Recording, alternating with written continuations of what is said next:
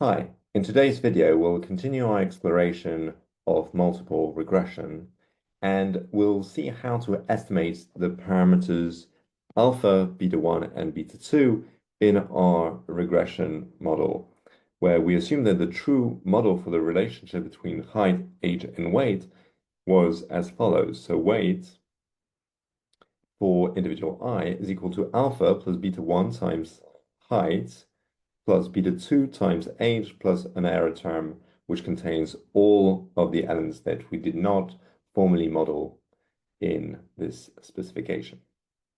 Now, how are we going to estimate those parameters alpha, beta 1, and beta 2? Well, we're going to use exactly the same system as before. So if you remember, what we did before was first to write our fitted model, where we just put a hat over our dependent variable. So that means my predicted value of weight is equal to A plus B1 times height plus B2 times age.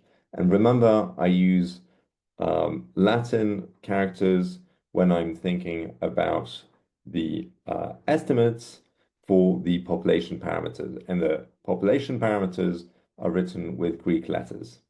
Okay, so A is the estimate for alpha, B1 is the estimate for beta 1, and B2 is the estimate for beta 2. And we obtain those estimates through ordinary least squares. So if you remember, the idea behind ordinary least squares is just that we minimize the sum of the squared differences between the observations and their predicted values. So formally, we minimize the sum from I is equal to 1 to n of the squared difference between the weight, so that's the true weight, and the predicted weight. So if I write this predicted weight fully, that would be A plus B1 times X1 plus B2 times X2. Okay?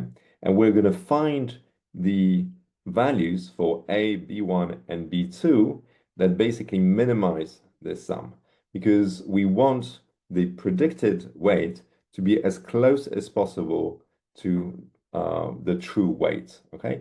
And so if we find A, B1, and B2 that make this sum very small, then we'll know that we have a fairly good model.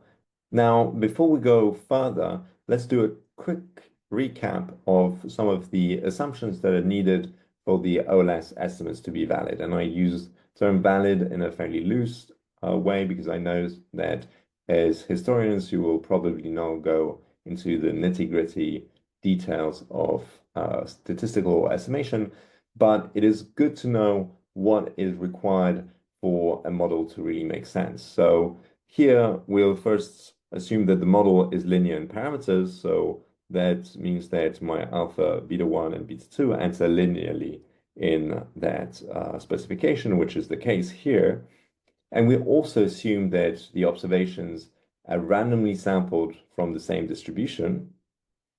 And what the assumption that is most important is this one. It means that the error term has zero conditional mean. Okay, and the formal way of writing it is that the expected value of UI, my error term, conditional on x1, x2, and any other variables that I may include in my model, is equal to 0. Now, what does that mean in English? Well, that means that the error term has no systematic relationship with the explanatory variables. So it's very important that we don't have variables here, let's say x3, in our error term that are correlated with x2 or x1. That would create a problem, and suddenly the estimates that we would get for beta 1 or beta 2 wouldn't be accurate anymore.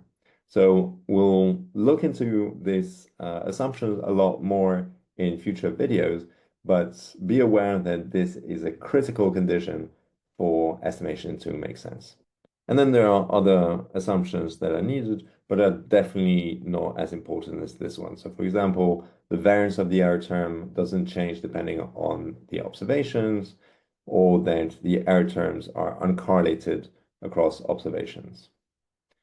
Okay, so that's a quick recap of the assumptions that are needed for multiple regression, but let's look now at the solutions that are yielded by OLS estimation. And so obviously these look super complicated and you won't need to know those by heart, but it's just to show you that you do observe some patterns that are similar to what we saw with the simple linear regression.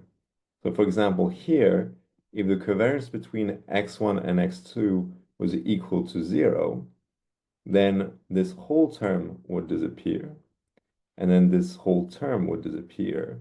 And now I can see that my variance of x2 appears in the numerator and the denominator.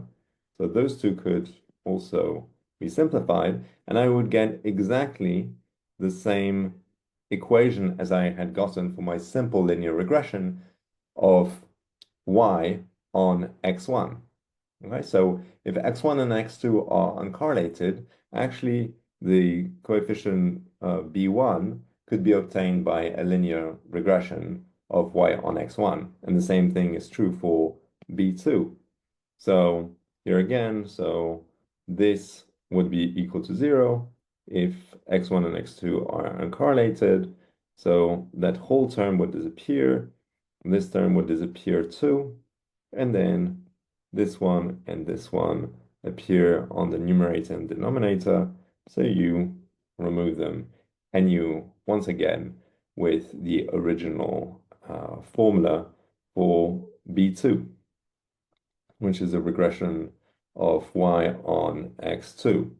And you look at the coefficient on x2. And now for the intercept, it's as before. So it's the sample mean of y minus b1 times x1 bar minus b2 times x2 bar. Okay, so that's exactly what we had seen before. So how do we interpret those coefficients? Well, let's start with coefficient A. So the coefficient A corresponds to the predicted value of y when x1 and x2 are equal to 0. And it's referred to as the intercept. And you cannot always interpret the constant in a meaningful way.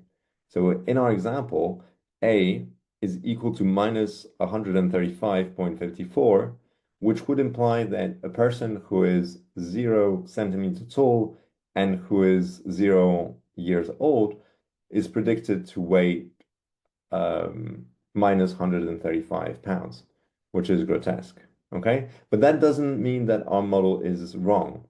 And that's just because we're looking at characteristics that are really meaningless in the first place. So the prediction that we get is also meaningless, but it's not saying anything about how well the model would perform if here we had some more plausible values.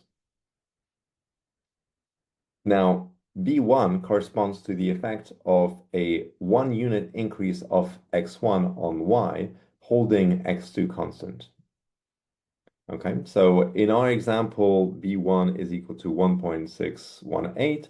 And so that means that a 1 unit increase in height, it is associated to a 1.618 unit increase in weight holding h constant. Okay, and similarly, B2 corresponds to the effect of a 1 unit increase in x2 on y holding x1 constant. So in our example, B2 is equal to 0.171.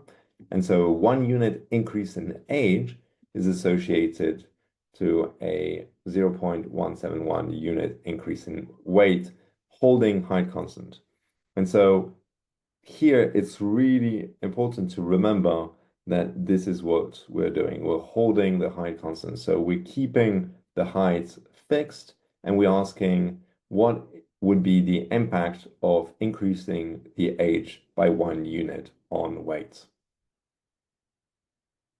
So this is the full equation for our fitted model. So the predicted weight is equal to minus 135.54 plus 1.61 times height plus 0.171 times h. Okay, and so you can put in any values for age and height, and you would get the predicted weights. So minus 135.54 is our estimate for the true parameter alpha. Well, 1.61 is our estimate for the true parameter beta 1, and 0.171 is our estimate for the true parameter beta 2. So that's it for today's video, and in the next video, we'll have a look at how to perform hypothesis testing with multiple regressions.